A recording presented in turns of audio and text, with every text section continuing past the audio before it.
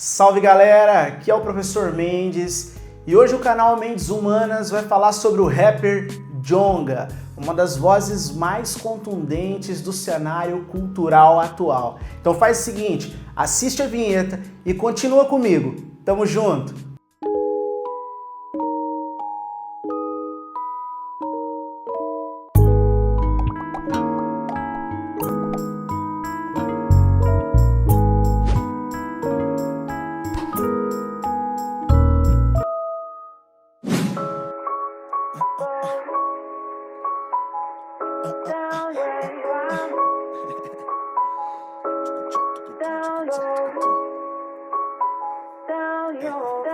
Um boy branco me pediu um high five, confundi com um high Hitler.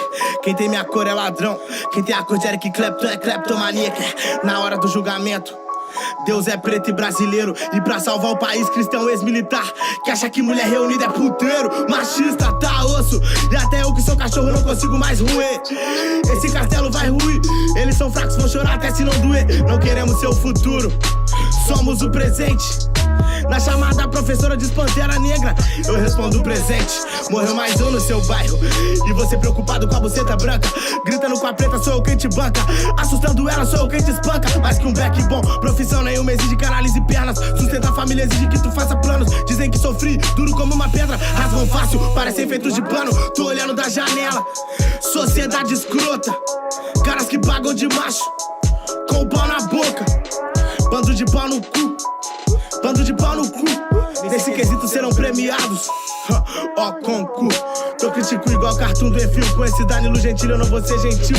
Te informar no Jornal Nacional, talvez por isso que me chamam de sensacional. Tenho sido tão verdadeiro que prefiro não usar ouro e não ser falso em nada. Tem quem fica vendo navios e tem quem chega longe de jangada. Sensação, sensacional. Eu acho que poucas frases ecoaram tanto assim na minha mente, né, dentro do cenário cultural nos últimos anos, como a clássica "fogo nos racistas".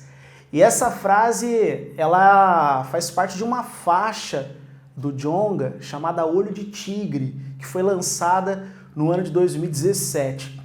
Acabou se tornando uma espécie de grito, uma espécie de voz na luta e no combate contra o racismo no Brasil. Curioso, né? Eu entrei em contato com o trampo do Djonga por indicação de uma aluna. Eu acho que essa é uma das coisas mais bacanas dentro da relação entre aluno e professor. A Julinha me indicou o Djonga, ela assistiu uma aula minha, depois da aula ela veio falar comigo e sugeriu que eu ouvisse, né, o som do Djonga. E sem saber, a Julinha ela acabou me ajudando a como preparar as minhas aulas daqui para frente. Então, esse vídeo também é uma forma de agradecer a Julinha, né, mandar um salve para ela, né, pela indicação que ela me fez. O Djonga, ele lançou um trampo no ano de 2019, né, um álbum chamado Ladrão. Cara, e esse álbum me chamou muita atenção mesmo.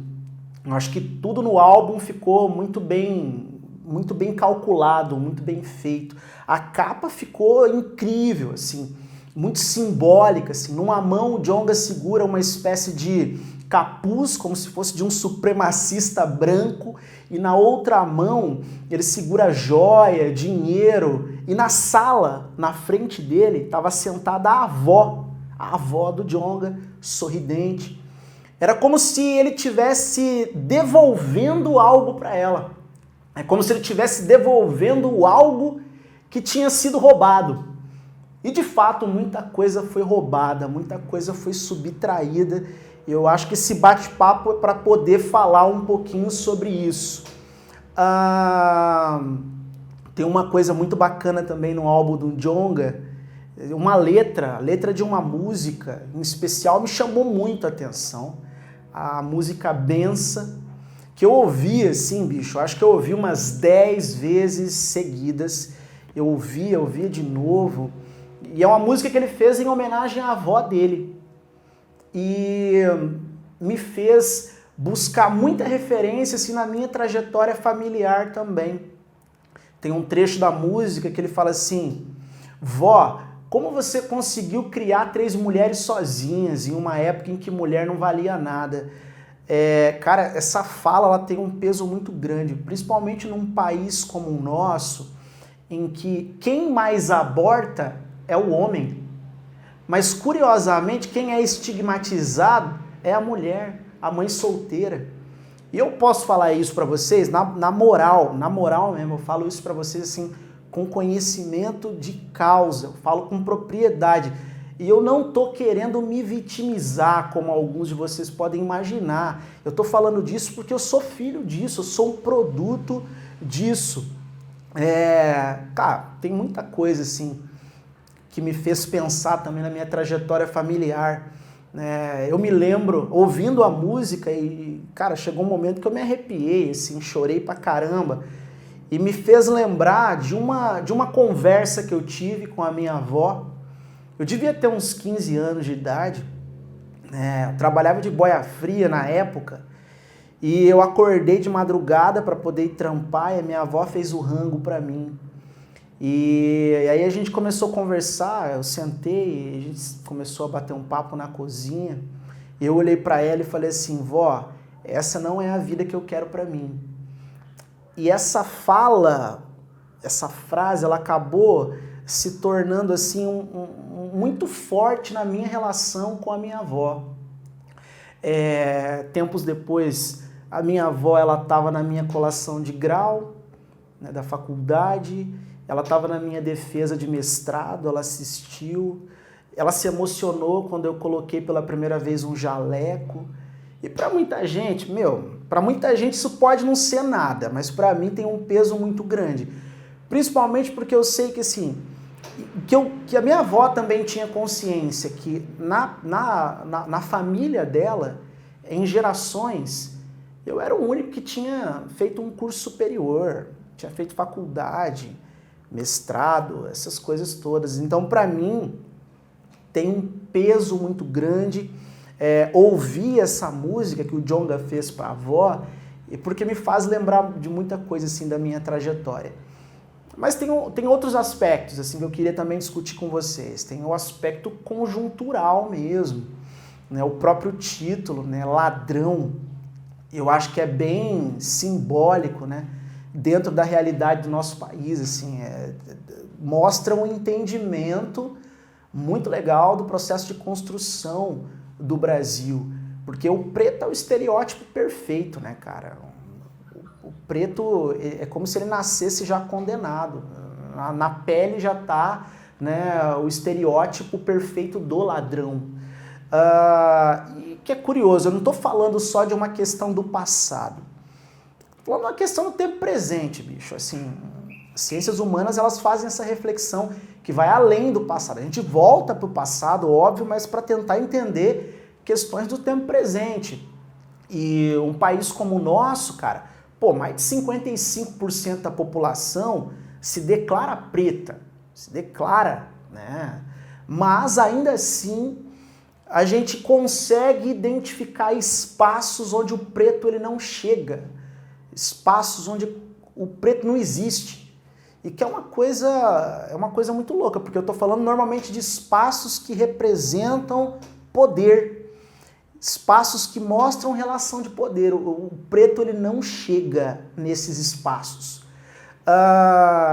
Outra coisa assim, que me faz pensar, né, no título, né, ladrão, que é uma coisa muito louca, porque um país como o nosso, você tem uma história marcada pela escravidão, né, tráfico transoceânico, né, um tráfico de carne humana, literalmente um tráfico de carne humana, né, que vigorou por mais de 3 séculos. Então, assim, você tem a liberdade que foi roubada, cara. Você tem a liberdade que foi subtraída, mas não foi só a liberdade, foi a própria condição de ser humano. Você está entendendo? Porque por mais de 3 séculos o preto ele não era visto nem como ser humano. Entendeu? O preto ele era visto como bicho, como animal ou como peça, um produto, como qualquer outro, um enlatado que você compra no supermercado. Você está entendendo? Então, assim, muita coisa foi subtraída, muita coisa foi roubada, a autoestima foi roubada. se você for parar para avaliar a trajetória do preto nesse país, a maior parte da trajetória do preto nesse país, ela é desumanizada. São mais de 300 anos em que o negro ele não é visto como ser humano. São apenas 132 anos de um processo de abolição da escravidão. São 132 anos de uma história negra humanizada. Então, assim, é pouco tempo para a gente avaliar.